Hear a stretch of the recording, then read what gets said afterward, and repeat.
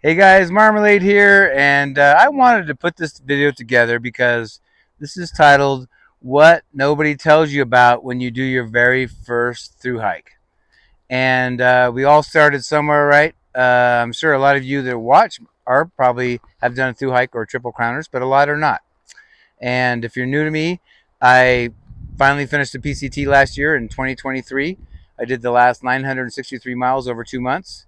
I went to do the whole through hike attempt in 2019 because of the excessive snow in the Sierra. I did the desert, came home to San Diego, got up to the northern terminus, was going to do the rest of it southbound. Had an accident, had the trail avalanche on me, hurt my ankle, actually broke it, and hiked about 80 miles out of there to get out of there and found out it was broken, hike done. It took me 5 years because partly money and time, but also just things kept happening to me. COVID happened one year, and then I was in the Sierra, and uh, the Dixie Fire closed all the national forests, and so on and so on. So I am finally can say that I have finished the PCT. I didn't through hike it, but I finished it, and I want to go over some stuff that I learned that I thought might help you. And I think a lot of people maybe even quit because they have a certain expectations if they've never done a through hike, and they think that everything's going to be perfect and everything's going to go as planned, and maybe or as least planned in their mind. And when it doesn't, they freak out or maybe just can't handle it and quit. So hopefully these will help some of you guys that are thinking about doing your first through hike. It doesn't matter which trail I did the PCT, but let's go with number one. When you watch somebody that vlogs like myself or anybody, it just could be any trail I did the PCT, but it could be any trail anywhere. Um, it's kind of you have to consider it a highlight reel. I mean, basically, because I did create a vlog for every day on trail. I've created a lot of videos. I'm getting close to 800 videos on my channel, and you tend to show the pretty things and when you're happy and when things go great and you want to share with people and show like the beautiful parts of the trail and the cool people you meet and all that and the trail angels and all that. We tend to not video the negative stuff. When you're going up a steep, super steep climb and it's hot out or it's raining, and you're a person who vlogs, the last thing you want to do is pull your camera out. Or when you're struggling, man, you just want to get that climb out of the way. Or it could be anything, temperature, or it could be bad mosquitoes, it could be anything. But sometimes when things suck, you don't film them a lot because you're busy trying to get past the part that sucks, but also that you know I think a lot of people don't want to just watch a video full of things that aren't aren't happy or beautiful or fun. So I've taken criticism on my channel for I try to be open and honest, and I've been told I am too negative sometimes, but it's how I'm feeling. When you're out there for a long time and you're going through the physical struggles you are, you know, there's gonna be times that suck. There's gonna be times that's not pretty. It's super hot. Last summer when I finished, I went through two heat waves, mosquito season, everything, and so that stuff happens, and I would try to bring some of it to the people who like to watch me, and I got criticism for it sometimes. And in the end, I try to make it a little more positive, but it's like I don't I don't know how I'm being portrayed, but I love being out there. There's parts that suck, like everything, right? If you go on a day hike, there's parts that suck, but I love being out there, and so um, being honest sometimes and saying this little piece of the day sucked, or this climb, or this or that. Um, I don't think it's being too negative. But anyway, just keep that in mind. Sometimes when you watch vlogs, it's gonna look hunky dory and everything's perfect, and trail angels give everybody food and swimming in lakes, and there's no bugs and all that. But in reality, that's part of your hike, and part of it it's not. Two is that the trail community, when you are on a through hike, is very close and very tight. It is absolutely insane and crazy how much information gets spread up and down the trail. Especially when I'm going, a lot of people go northbound on most of these trails, but when you're going north, let's say, and you hit southbounders, whether it's a day hiker or a through hiker or just could be anybody, you can ask, hey, maybe you're getting low on water, you need water. Is there water coming up? And they'll tell you. But you hear things like, killer campsites or trail magic coming up. Like I said, water sources. It could even be something like a dangerous water crossing or a way to get around it, things like that. I've even had people tell me, hey, there's a beehive coming up. So just remember that. It's crazy how much everybody gets to know each other, and everybody's probably heard about everybody else, especially once you get a trail name. So yeah, and that's a good thing. Trust me.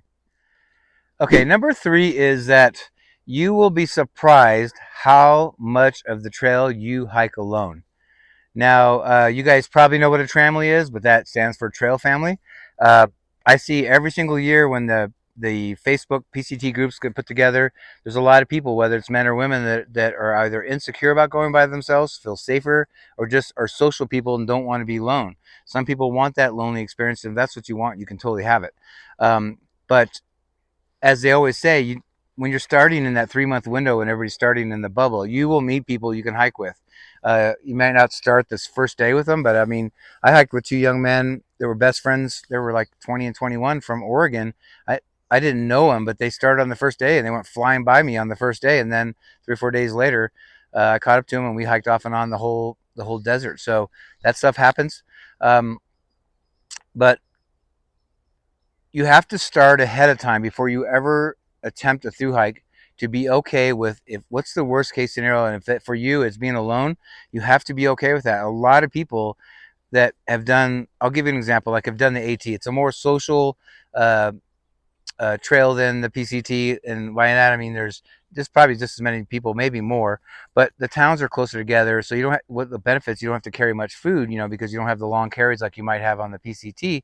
But you see more people. There's towns. There's other people in the towns. There's hikers, and so a lot of people who start on the AT have a harder time with the CDT or the PCT because they get out here. There's still plenty of people, but it is a more solitary trail. You could, I mean, all the families eventually form, but there are people that like to just hike by themselves or with one other person. But just try to lock in your head ahead of time that at worst case scenario, I'm going to hike all or a lot of this trail by myself, and I think you'll be better off in the long run. So this is kind of a weird one, but it's actually a good one, which is you lose all track of time and sense of time. When you wake up, you know the time during the day, but like many days, you do have no idea what day of the week it is or what time it is, and it doesn't really matter. I mean, the only thing that matters is on time is just getting up when you want to start hiking in the morning and when you want to finish. But but really, the date and the day of the week doesn't really matter. It doesn't matter at all. All right, number five is one that I personally have noticed, and that is that um, you end up with your senses get greatly enhanced when you're in the backcountry. What I mean by this is, we're animals, we're humans, but we're animals, and we're meant to try to survive. So when you get in these kind of situations, a lot of places have plenty of water and plenty of this and plenty of that, but a lot of places don't. So what happens is my senses got, I should say me, my senses got very strong. I could hear water from really far away, and I don't even have the greatest hearing. But uh, you hear water because you need water from far away. You can hear animals and sounds and planes, and you'll hear everything. It's a really weird thing.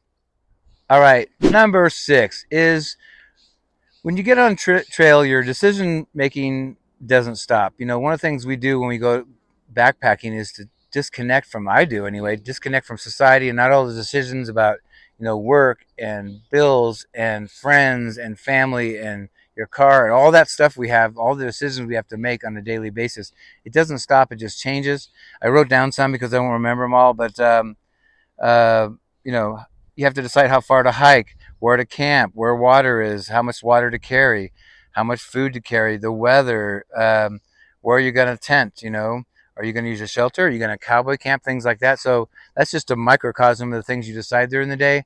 But it's like everything in life. When you do it every single day, it just becomes a habit and a routine. I mean, your main thing out there, I mean, you can run out of food and be okay for a little while, but you need water. So the main thing you think about all the time is water. But yeah, as I said, your decisions they don't stop, they just change. But trust me, they're for the better. I'd rather decide where I have to camp or where water is than, you know, what I have to take the car in today or tomorrow and have it, fixed and all that stuff you have to do. To me, the wilderness is much more simple, especially when you do it every day. Number seven that people didn't tell you about through hiking is it's definitely type 2 fun. It takes a certain kind of personality to do it and actually enjoy it and like it.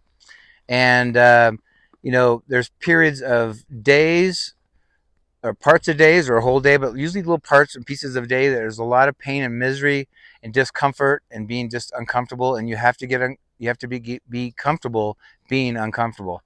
For me, through hiking, long distance hiking is strange. It's like you go through a lot of pain and misery, a lot of discomfort, like I said, but it's so gratifying. I've said this before, but you get in such good shape after you get your trail legs. And for me, I lean down, and I just start flying, and it's something to be able to hike 20 to 30 miles a day and wake up the next day and not be sore, especially at my age because I'm in my early 60s. But it's empowering. I've said this before in another video, but it's probably what runners feel like when they can run really far. But so yeah, you're going through struggles and tough parts every single day, but the payoff is so great. The way I relate it to is if you guys, I do it too, and I have friends that like to peak bag, or you want to climb a mountain somewhere, like say you're doing the 14ers in Colorado. It's exceptionally hard and physically demanding, especially if the weather's tough and that kind of thing. But the feeling you get and the payoff when you reach the top is amazing, and you almost instantly forget all that discomfort and struggle you had to get there. Okay, number 8 is one that I've been saying forever. This is something for me. I'm not saying it's for everybody, but if you stop and think about it, I know when I started backpacking, I'm a big guy and I was terrible at it. I never hiked, I never even day hiked. So when it was day hiking, I was bad at it. Backpacking, I was bad at it. I didn't own any gear. I didn't know what to do. I didn't know anything. Um, but when I first started, even though I was terrible at it, especially backpacking, because day hiking I could go up and get through the day and come back, and then I'd be like stiff and rigor mortis for 3 days till I loosened up, till I got in shape. But the backpacking was really, really hard for me. And I think because I've been an athlete my whole life and some other sports that I won't go into that they demand mental strength. I think that's what's helped me with backpacking. I'm a very average backpacker, I think, compared to all the thru hikers I've seen. I'm not the worst. I'm not the best. I'm somewhere in the middle. Doesn't help that I'm older, but uh, for me, what's helped me and why I couldn't figure out why when I first started I was struggling and I was in pain and tired and sore, why I kept coming back. But I realized something, and I call it the trifecta. And what it is, for one, is as human beings, we need physical activity. It doesn't have to be backpacking. It can be hiking or going to the gym or swimming. Or I have friends that surf here in San Diego, things like that. So whatever you do, get some physical, get outside too. But it's the physical activity that you need. The other thing that I realized, because I kept going back as I was learning to backpack and struggling, why do I keep coming back to this? Because I almost swear off the sport or the activity when I get done with each thing, and then I'd be right back. And I'm still that way. But I think it's because it's not only getting the physical activity that I know I need, but it's two more things. Like I mentioned about stresses in life, your responsibilities, right? A lot of us, if you're older, or parents or grandparents, or you know, have kids and a job and all the responsibility and the stressors. So when you go outside and you go hike or backpack, it's quiet, it's calm, you can think. I get my best ideas and thoughts when I'm hiking, and it's just peaceful. And that's, I think, no matter what you do, whether you, like I said, swim or fish or do anything, go where it's peaceful and quiet. The third thing is, with that peaceful and quiet, is that it's visually stimulating and beautiful. Not every single place I've ever been is gorgeous, but you are kind of separating yourself from society. If you do it right and you get in a trail somewhere, or you're in the mountains or forest, depending on where you live, or you could walk along the beach, wherever it is you live, disconnect yourself. I call it disconnecting from not only the stresses, but society and the noise and the speed and the responsibilities and the stress. And so not only is it quiet, but it's visually beautiful. So for me, getting the exercise, being visually beautiful and stimulating, and then also being quiet and peaceful, for me, those three things are why I fell in love with the sport. All right, number 9. Remember we talked about it being a tight knit community? Well, it is, and it's one of the only places I've commented a lot that once I thru hiked it, it kind of blew me away. I did a lot of backpacking for a few 2-3 years before I started the PCT, and I could not believe the community, and that there was so I was in a trail family of anywhere from 3 to 6 people. It always rotated and people came and gone. There was a group out there in 2019 called the Blob. If you watch this, let me know in the comments.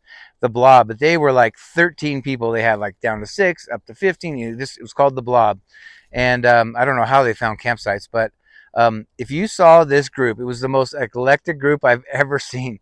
And I can't think of anywhere where, like, I hiked with a 20 and a 21-year-old. They were younger than my son when I started the PCT.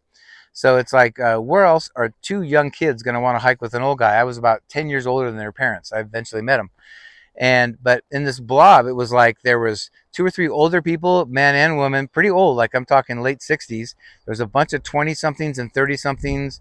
There was a girl that was, I think she made it, covered in tattoos. She's from England.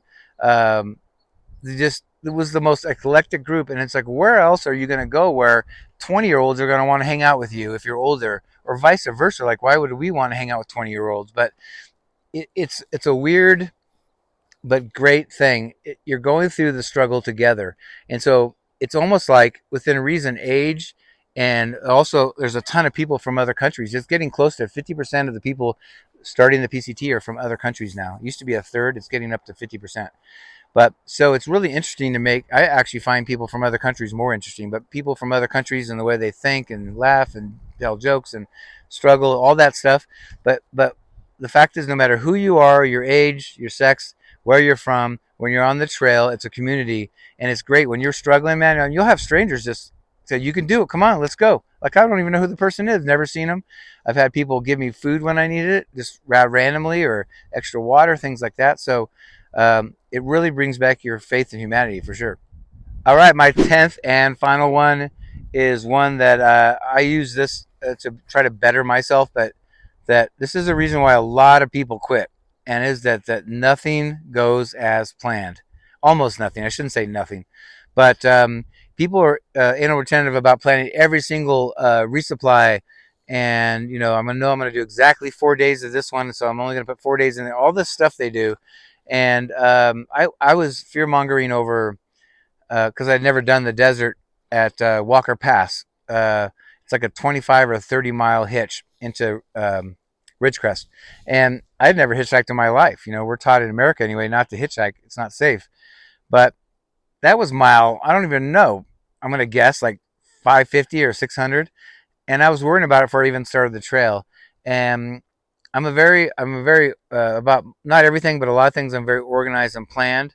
So I wanted my trip to go as well as possible. So I did the typical. I planned out every single resupply, and man, that was the hardest thing I had to do, was try to figure out which boxes to send where. Some places I should have, but I didn't, and some I did. I didn't need to. Blah blah blah. But how do you know until you do the trail, right? But so I'm giving you a couple examples of things that I stressed about, and the one thing you'll learn, it always, always, always works out. And it's the same in life. Like, you get bills you're not expecting, and things happen, and people die, and all this stuff that happens in life. It's part of life. So if you go through life uh, not being flexible, and just go with the flow, then you're gonna struggle and not enjoy the experience and probably quit. So if I can say anything, so what I was starting to say was, I used the trail to plan as best I could, but not be like weird about it or anal about it, and just try to know that if something comes up, I'll deal with it. There's other hikers there that can help you. There's trail angels and people that can help you. So everything worked out, and I'll give you an example. The Walker Pass one. I eventually got there. I actually had forgotten about it, so I got there, and I was with another guy named Ringmaster, and we get up on we walk through there's a campground there, and somebody doing trail magic, so we signed the book, and these two young guys go. We had backpacks on. These two young guys were day hiking there. They go, "What are you guys doing?" "Oh, we're doing the PCT," and they were like, "What's that?" And I was like, "Oh, it's this trail from Mexico to Canada." He goes, "Oh, cool." Well, they went and hiked, so we did trail magic. We got trail magic. Walked out to the road. We were out there 45 minutes an hour, and only two. I mean, we not only didn't get a ride, there was no cars going by. We had two cars go by, and they just went right by. And we were like, "What the heck?" And I started to let creep in. I almost was going to say to my buddy, "I told you so. I knew this was going to happen," because I was fretting about this. And sure enough, those two young guys did a hike for about 15 minutes. Got to the car, came back, and they pulled over. We didn't even hitch. They pulled over. Said, "Where you guys going?" We said, "Ridgecrest." And I go, "Get in." So um, it always works out. You got to trust the process. Be smart. Have a good plan, but be flexible, and don't let things not working out like gear braking and things like that, which I had a lot of failure in. That happens a lot too. So just know it's probably going to happen, and just do your best to just go with the flow and deal with it. All right, guys, that's all I got for you. I know there's more than that. I gave you 10 that I liked that are things that either affected me or I think will help other people. Um, so hopefully that'll help somebody. Hopefully you won't stress as much and you won't quit. When something wrong goes, people have like a tent pole break and they just quit. So you got to be resilient, just like you have to be resilient on the trail and go through it, whether you're feeling it that day or not. Please consider subscribing, hitting the like button. That really helps. Hit the notification bell in the upper right if you want to be notified every time I video. There are ways, if you like this content and you want to help me get on the road and get more backpacking trips and adventures for next summer, there's ways to support the channel. Just look in the description box below. There's lots of ways to do it. We even have merch, things like that. You can be a patron on my Patreon page. You can be a YouTube partner. So just check it out. And I think that's all I got for you. We'll see you down the trail.